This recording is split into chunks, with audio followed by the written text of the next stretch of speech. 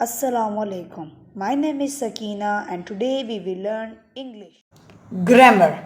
आज हम पढ़ेंगे कि ग्रामर क्या होती है। ग्रामर का जो रोल है वो हर लैंग्वेज में होता है। दुनिया की कोई भी लैंग्वेज आ जाए उसके अंदर ग्रामर का रोल होता है। अब मुझसे काफ़ी स्टूडेंट्स पूछते हैं कि जैसे हम घर में सिंधी बोलते हैं या घर में पंजाबी बोलते हैं तब हम तो ग्रामर को नहीं देखते, लेकिन फिर भी हमें बोलने आ जाती है। नहीं, तब भी हम ग्रामर को देखते हैं। अगर मैं यहाँ पर वर्ड यूज़ करूँ, जैसे उर्दू में बताऊँ, जैसे उर्दू में मैं बोलूँ मैं कल स्कूल जाऊँगी। अब मैंने क्या बताया, फ्यूचर का सेंटेंस बोला ना, मैंने यहाँ पर ग्रामर का ख्याल रखा है। अगर मैं बोलूँ मैं कल स्कूल गई थी, मैं कल स्कूल गई थी, पास्ट का सेंटेंस हो गया। मैंने यहाँ पर भी ग्रामर का ख्याल रखा है। अब बात क्या है, हम बचपन से ये सारी चीज़ें जो हैं बोल बोल के हमारी आदत हो गई है और हम ग्रामर का ख्याल रखते हैं, लेकिन हमने इन चीज़ों को नोटिस नहीं किया, हमने इन चीज़ों के ऊपर ध्यान नहीं दिया। अब जब हम इंग्लिश पढ़ते हैं तो हमें एकदम से हर चीज़ के ऊपर ध्यान देना पड़ता है, एकदम से हर चीज़ को पकड़ना पड़ता है, एकदम से हर चीज़ को देखना पड़ता है, तो हमें बहुत ज़्यादा टफ लगता है। जबकि हर लैंग्वेज में हम ग्रामर को देखते हैं और हर लैंग्वेज में ग्रामर का एक इम्पॉर्टेंट रोल है। जैसे हमारी बॉडी में बैकबोन का एक इम्पॉर्टेंट रोल है, in the same way grammar का भी बहुत इम्पॉर्टेंट रोल है इंग्लिश में। इंग्लिश में नहीं बल्कि हर लैंग्वेज में। इंग्लिश का मैंने इसलिए बोला because you are learning here English, that's why I said grammar is a backbone of any language. Let's start. What is grammar? The rules and regulations which we follow while writing and speaking are called grammar. वो rules और regulation, वो असूल जो हम लिखते हुए और बोलते हुए यानी कि फॉलो करते हैं उसे हम ग्रामर कहते हैं। The rules which we follow while writing and speaking are called grammar. वो रूल्स जो हम लिखते हुए और बोलते हुए फॉलो करें उसे हम ग्रामर कहते हैं। अब सवाल यहाँ पर पैदा होता है, मैंने यहाँ पर लिखते हुए और बोलते हुए ये इस्तेमाल किया है, यहाँ पर मैंने ऐसे क्यों नहीं कहा, सुनते हुए क्यों नहीं कहा, पढ़ते हुए क्यों नहीं कहा, ऐसा मैंने क्यों नहीं किया?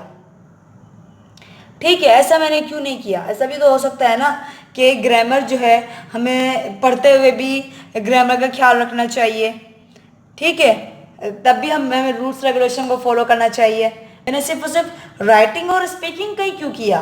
आपके दिमाग में भी ये सवाल आया होगा, तो मैं आपको इस सवाल का जवाब देती हूँ। अगर मैं सही लिखूंगी तो आप लोग सही पढ़ोगे, है ना? अगर मैं सही लिखूंगी तो आप लोग सही पढ़ोगे, मैं सही बोलूंगी तो आप सही सुनोगे, तो चारों चीज़ें बराबर होगी ना। If I write clear then you will read clear, and if I speak correctly then you will listen clear. अगर मैं सही लिखूंगी तो आप सही पढ़ोगे ऑटोमेटिकली, अगर मैं सही बोलूंगी तो आप ऑटोमेटिकली सही सुनोगे। बात समझ आ गए आप लोग? इसमें चारों चीज़ें आ गई, इसीलिए मैंने जस्ट राइटिंग और स्पीकिंग लिखा है।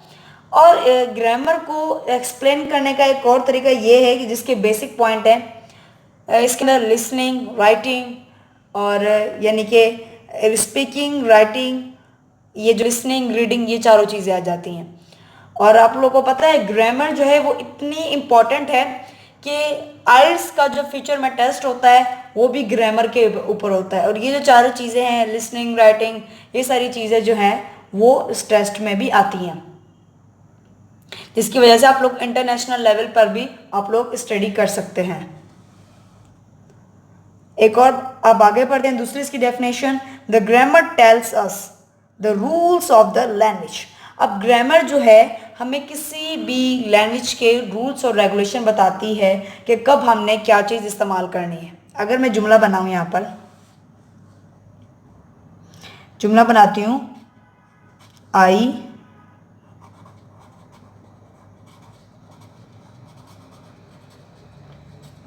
ठीक है, और यहीं पर मैं ये लिखूं,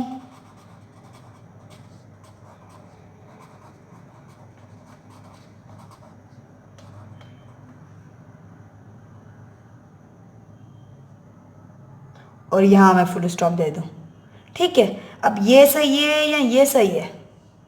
ठीक है, आई राइट अ लेटर, ये तो 100% सही है, 100% सही है, क्योंकि अगर आपने टेंसेस पढ़े तो उसके मुताबिक आपको पता चल जाएगा।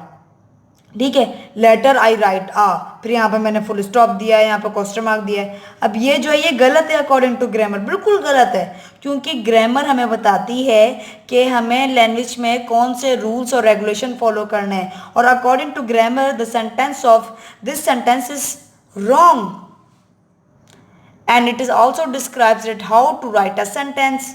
हमें ये भी बताती है कि हमें सेंटेंस कैसे लिखना है। मुझे ग्रामर ने ही बताया है कि ये सेंटेंस मैंने कैसे लिखना है। अगर ग्रामर ना होती तो मैं ये ऐसे भी लिख लेती, और मुझे पता भी नहीं होता कि सेंटेंस कैसे लिखना है, मुझे कैसे पैराग्राफ लिखना है। जब मैं एक जुमला लिख सकती हूँ तो मैं एक पैराग्राफ भी लिख सकती हूँ। जैसे मैंने ये लिखा, डेफिनेशन वगैरह लिखी, कुछ भी लिखा, या पाकिस्तान स्टडीज़ के आप लोगों को नोट्स भी इस चैनल पे मिलते होंगे, तो वो नोट्स वगैरह जो भी लिखते हैं तो कौन बताता है मुझे? ग्रामर बताती है। और स्टोरी, कोई भी कहानी, कोई भी पैराग्राफ, कोई भी कैरेक्टर स्केच, कोई भी रिसर्च रिपोर्ट, कोई भी असाइनमेंट, ये सारी चीज़ें हम लिख सकते हैं अगर हमें ग्रामर आती है। ग्रामर के ज़रिए आप लोग हर चीज़ कर सकते हैं, आप स्पीकिंग कर सकते हैं, आपकी यानी कि हर चीज़ अच्छी हो सकती है। It is an art of writing, reading and speaking, यहाँ पर फुल स्टॉप आएगा।